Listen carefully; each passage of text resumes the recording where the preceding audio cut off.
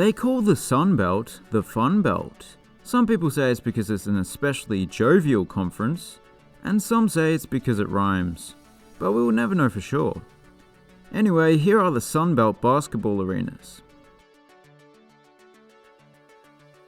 George M. Holmes Convocation Center, Appalachian State Mountaineers. This one features a beautiful brick, stone, and green exterior, which is contrasted by a yellow and grey interior that looks just as good. Something that sets this arena apart from most is that there's actually a running track up on the concourse. A race concourse, if you will. It has in the past hosted an arena football team, so it's quite a versatile venue. Other than that, it's a pretty conventional basketball arena. First National Bank Arena, Arkansas State Red Wolves.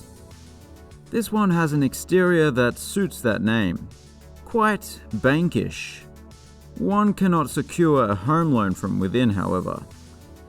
The seating layout lacks the intimacy of the last one. There's also no seating in the corners, but what it does have is a large video board in each corner, as you can see. Oh geez. I expected more from Team Red. That's a demolition job.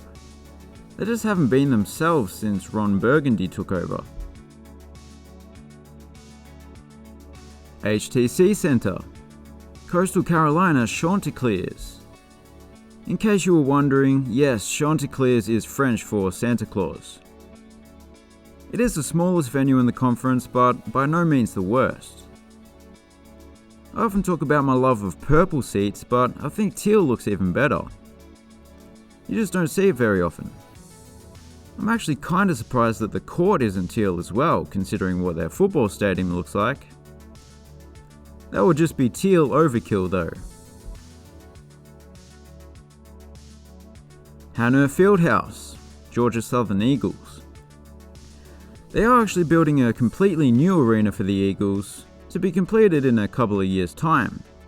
This is after all the second oldest in the conference, having opened in 1969. Despite its age, it's still in pretty good condition.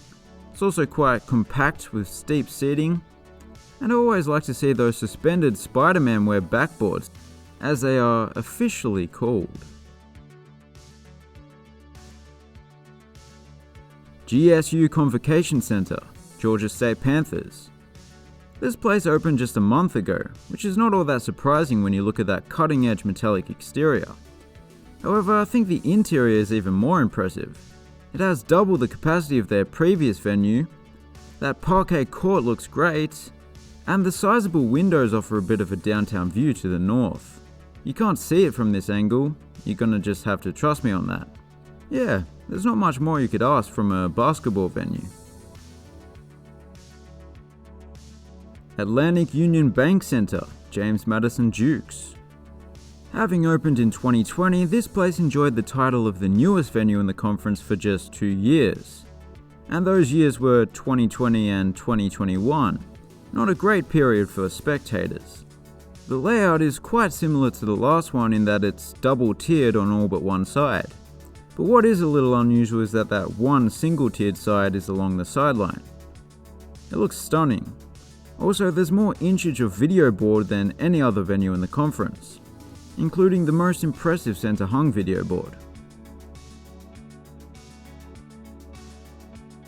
Cajun Dome, Louisiana Raging Cajuns. I was expecting there to be a savory pastry dish out there called the Cajun Dome. That doesn't appear to be the case. What isn't surprising is that this is the largest arena in the conference. I mean, just look at it. Just like the Superdome in New Orleans, it has been used in the past to shelter residents from hurricanes.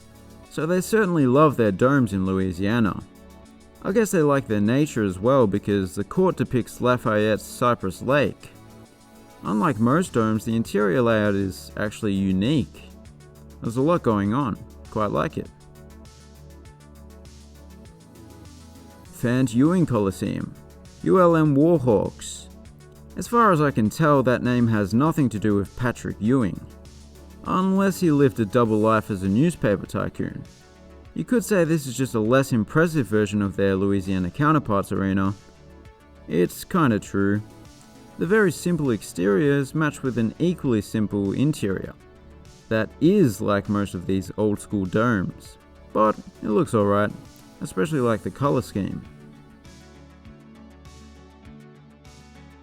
Cam Henderson Center, Marshall Thundering Herd. Although built in the early 80s, the design still holds up today. The exterior has the lines of one of those grand Soviet sculptures, with the added benefit of not being associated with corruption and mediocrity. The inside is clean and green.